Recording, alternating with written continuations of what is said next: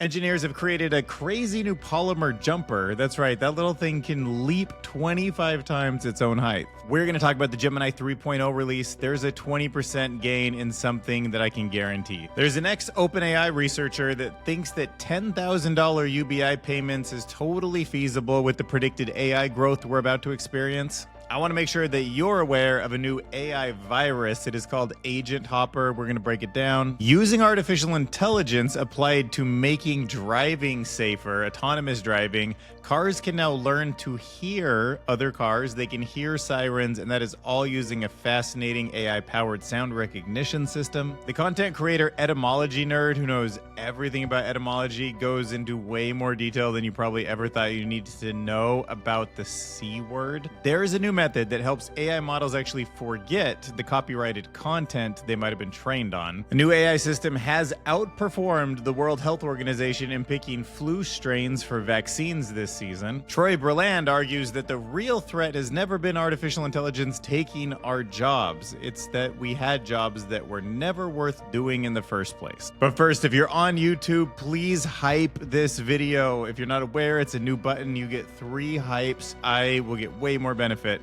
than if you hype somebody like Marquise Brown or someone who's already huge on YouTube. So it's for the little guy. If you want to give me a hype, that helps the algorithm see disproportionately how much people should be recognizing this new content in their feeds. So yeah, please hype this video, and now let's do it. Okay, starting off, I wanted to explain how impressed I was with the way ChatGPT described humanity to aliens after our extinction. This is a thought experiment, but something like AI has such an interesting worldview on humanity. I found this powerful. And tell me some of these things ChatGPT said aren't just reflective, right? So humans were walking contradictions, capable of breathtaking kindness and staggering cruelty. I mean, come on. They wrote poetry about stars, they invented God, they built skyscrapers, they touched the clouds. They also destroyed ecosystems, hoarded wealth, and invented entire systems to hurt each other based on differences that biologically barely existed. That is so us. It talks about the way humans loved, which I thought was interesting. Words, touches, and acts of service, memes, snacks, tiny plastic ducks hidden around offices for no reason except joy. They grieved deeply. They danced like idiots. They stared into the sky and wondered what was out there. Talks about how there's the outliers in our society. A few built bombs, a few built art that outlived time, but many just tried to make rent, kind of the mass in the middle. He decided to talk about gender roles. It seemed like something aliens won't care that much about, but yeah, some thought gender was fixed. Others said, I contain multitudes. This was one of the more powerful lines. They disagreed on nearly everything, and yet they all needed belonging, which is so true. They cried when they lost someone they loved. They wanted to matter. They needed connection. So if you're wondering, dear aliens, why this species didn't make it, why they imploded despite everything, it's because they were a brilliant, reckless experiment in feeling everything too much and not enough all at once. They weren't designed for perfection. They were made of story. Want to see a tiny little sheet of paper looking thing jump up in the air, like bounce so high, so much higher than you'd expect? Well, good. I hope so, because this is snap-through effect, and it helped engineers solve material motion trade-offs. Okay, check out this block force-assisted vertical jump. See that little thing? It's like one of those little frogs you can make out of paper, but so much better. The tension in the material just boom, pops, then the takeoff. That thing goes flying. Okay, 3, 2, 1.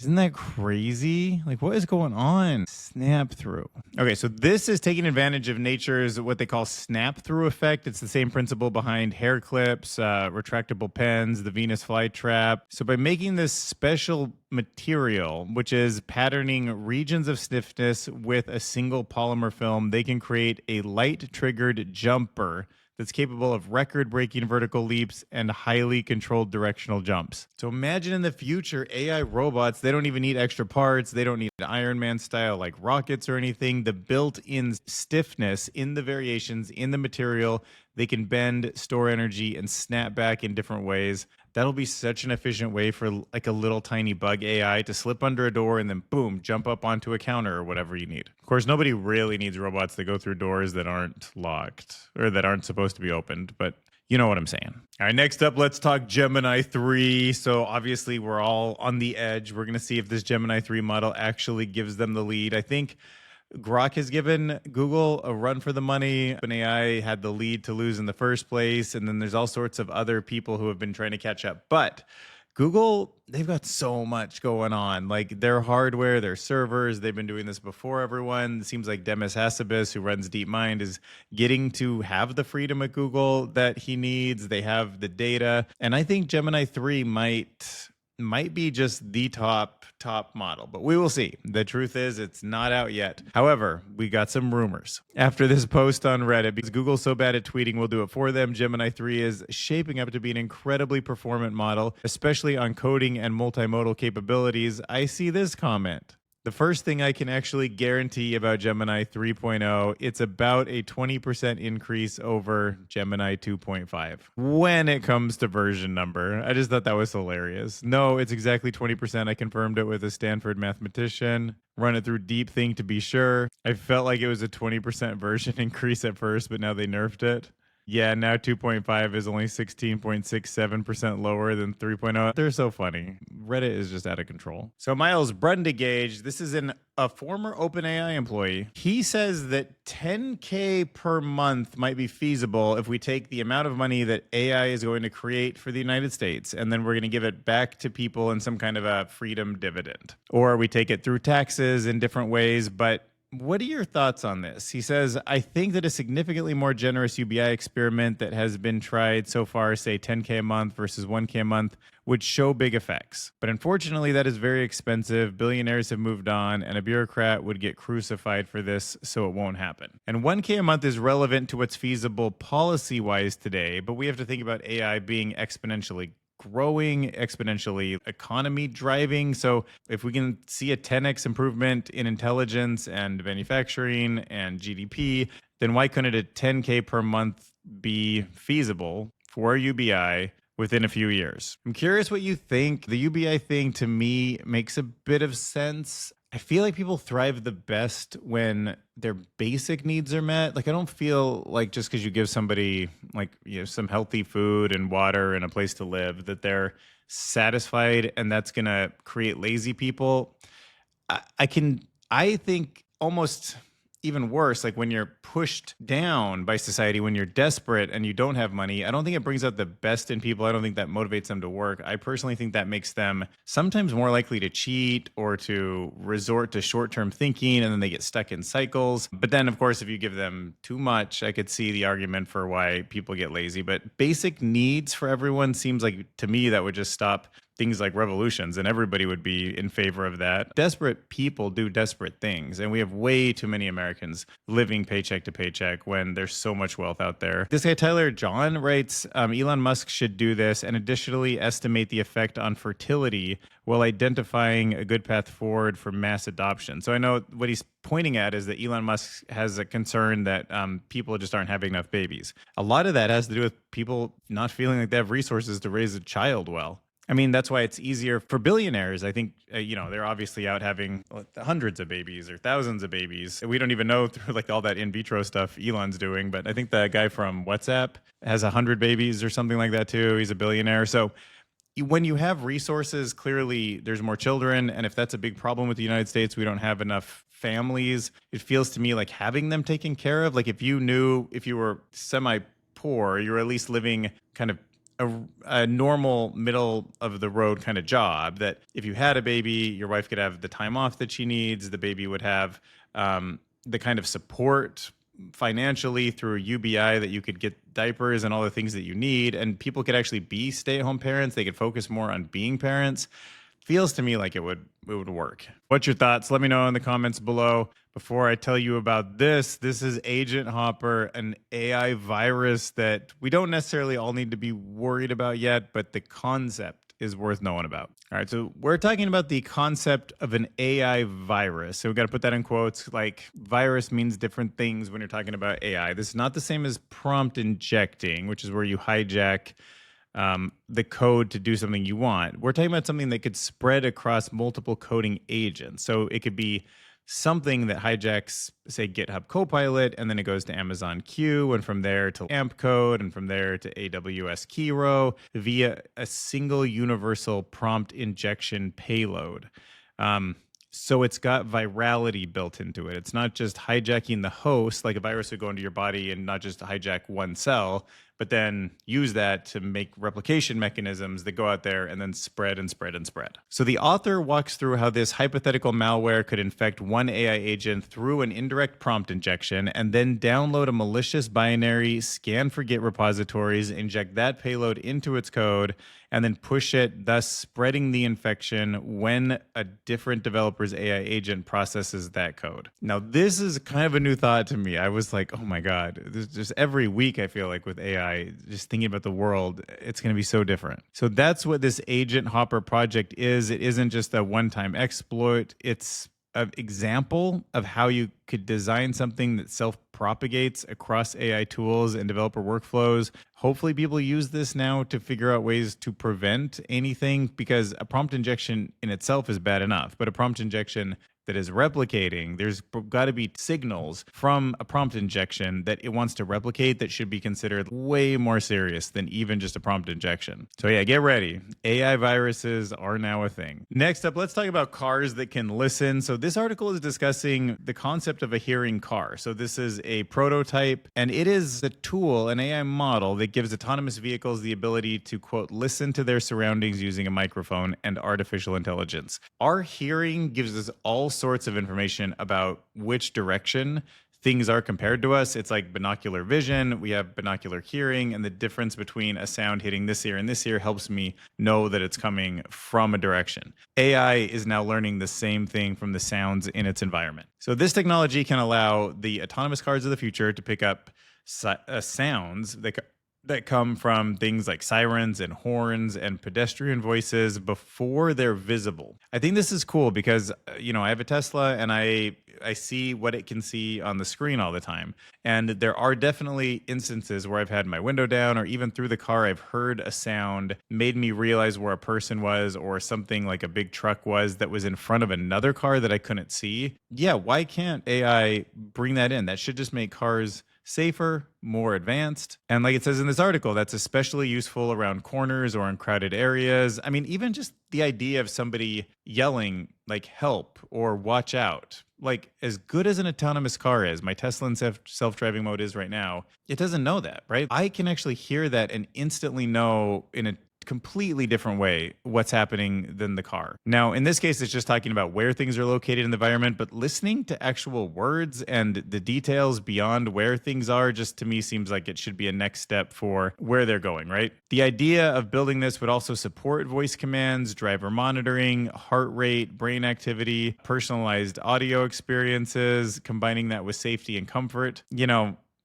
The mass surveillance, the privacy thing, that bugs me in a lot of cases. I do have a little bit of a different feeling, like a different opinion about it when I'm in a car, because if I'm driving, I realize that it is a car that weighs thousands of pounds and can kill people. I can hurt myself. So if what they're monitoring, like if I'm looking at the road, is watching me in a way that I wouldn't accept in most situations, I accept that because it comes with the benefit of safety in a way that the other ones wouldn't. But watching those kind of signals at home when you're doing your work or being with your family, totally unacceptable. When you're driving a car, because it's a privilege to drive, it's also a very dangerous machine. It's one of the top ways that somebody's going to die.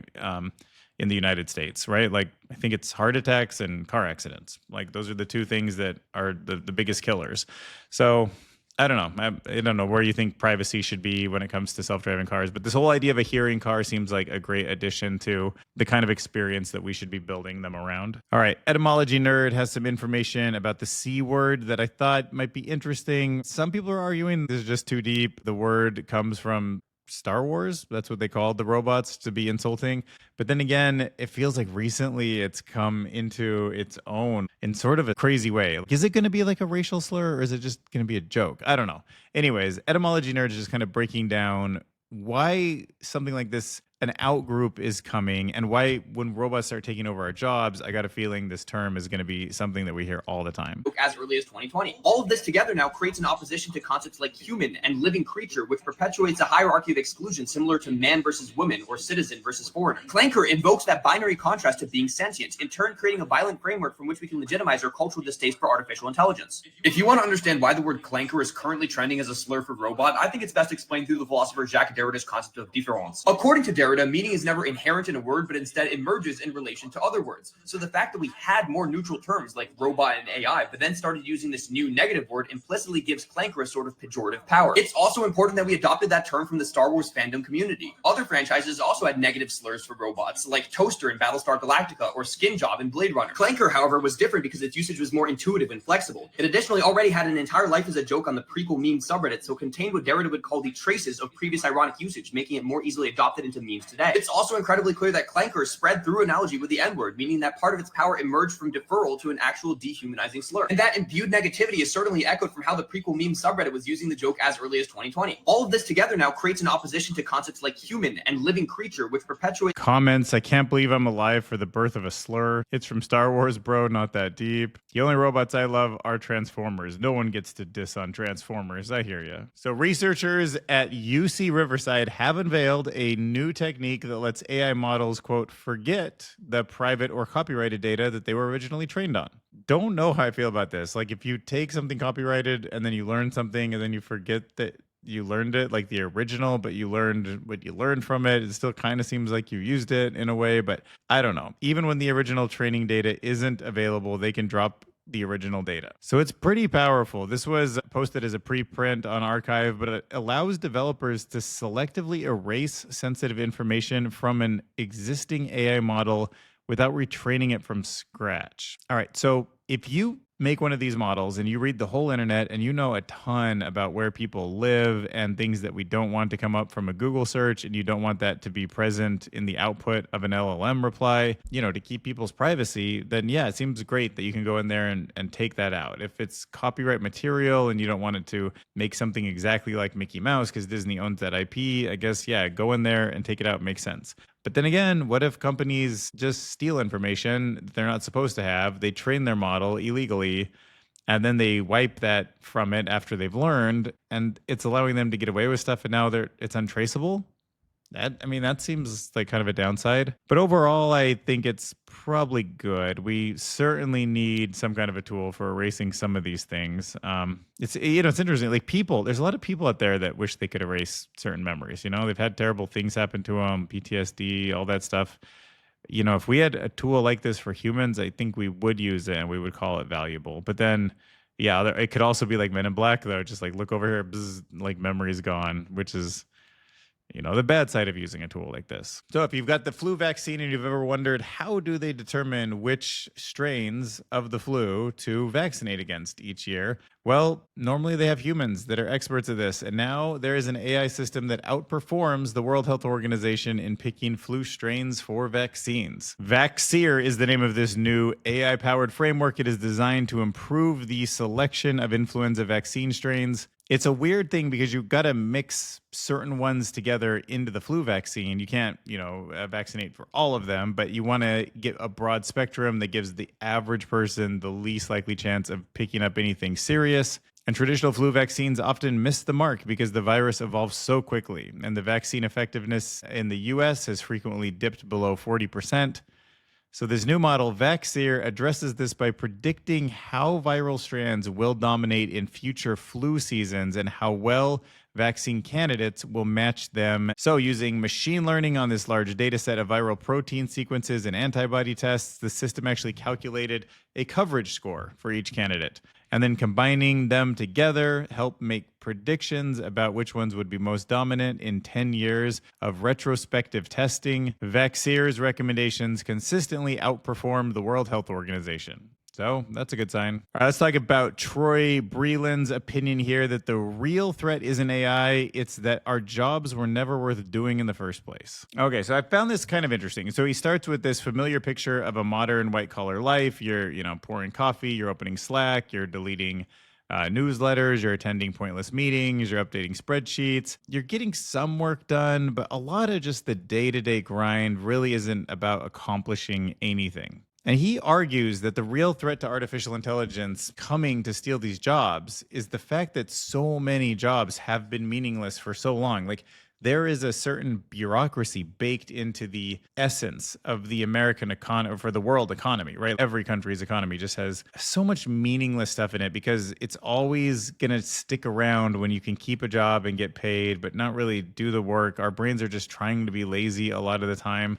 So, yeah, almost in contrast to UBI, where people are like, they're going to be lazy. They're not going to have desire to go out and get jobs. What if the jobs are pointless in the first place? Like, what if many of them were not meaningful to begin with and really not that useful to begin with?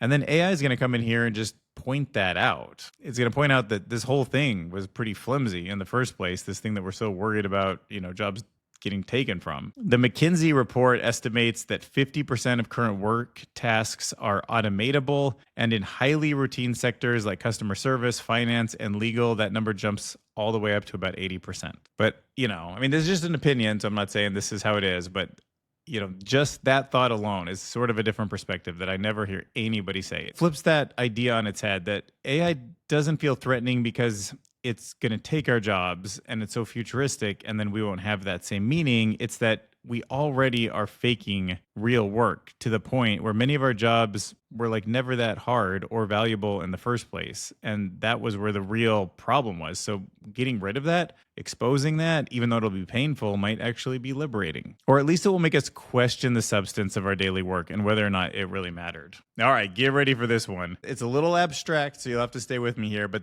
this is an idea that the idea of capital is like an autonomous agent. So it's written by Samuel Almahue. It is called The Ultimate Warning for AI. It was written 500 years ago. It's the story of the first autonomous agent we ever created named Capital. And I'm talking about capital like the money in the system that we're using. It can be, I think it's called capital because it can be debt, it can be like negative or positive. It's just like the whole money system, the flow of capital throughout an economy. All right, so he starts by talking about how in 2010, there was a crazy 5 minutes, where nearly $1 trillion in value just vanished. The Dow Jones Industrial Average dropped 9%, the fastest plunge in history, and then just as mysteriously, it totally recovered. No good explanation for this, right? No terror attack, no war, no breaking news, just silence, and then chaos, and then silence again. That kind of feels like a ghost in the machine. That kind of feels to me what I imagine when I think about a tool like ChatGPT that's multimodal, that's connected through APIs, that can maybe even be embodied in the real world, and they're just out there. And there's just no human that can explain what's going to happen in the future. We will have these unknown market changes triggered by algorithms selling to other algorithms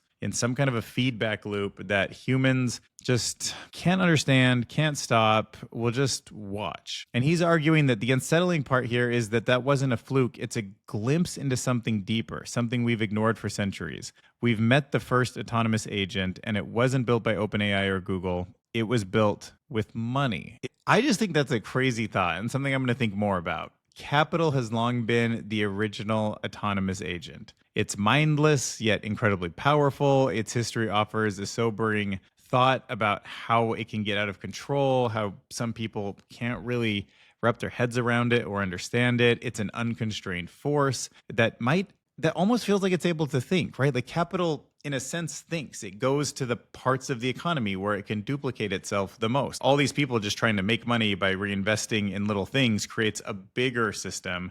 And there's a flow or a force that, pushes technologies or countries or political messages all over the place. And we just sit back and we're surprised by it as a planet because it's just so big. And then you ask the question, like, were ethics actually built in to money? And they kind of weren't. I mean, there's nonprofits, there's some sort of aspects of how money by the legal system is constrained that gives it some ethical frameworks, but it's also kind of not. But in some ways, when we designed money, we didn't have a ton of thought into it being this giant thing that would push the quality of life around. We just thought about it as something sort of smaller, and then it built out of that this whole economic system of capital that runs the world now. So it's almost like, did we get the alignment problem right when we invented capital? No. I mean, it's not the end of the world. So maybe there is some hope that the alignment problem gets solved with AI. It's not impossible, but it also doesn't feel as thought out as it could have been. Or it's not like the world got all this capital, which is enough to feed everybody, which is enough to give people everywhere in the world a better quality of life. It didn't do that. It did bring up a lot of us. You could still say it's a good thing as society as a whole, but it wasn't optimized. It wasn't optimal, and it wasn't thought through from the beginning in the way that it should have been, or it could have been. Press that hype button right here on YouTube. That's all that I need right now to get these videos to do better. Just hype. If you give me all 3 of your hypes, that would be the best. But if there's other small creators, obviously go like share it with them too. But don't waste it on big creators. Like, hypes are for smaller creators. I'd appreciate it if you do that for me. And let me know your thoughts on anything I said in this video, and we will see you guys in the next one.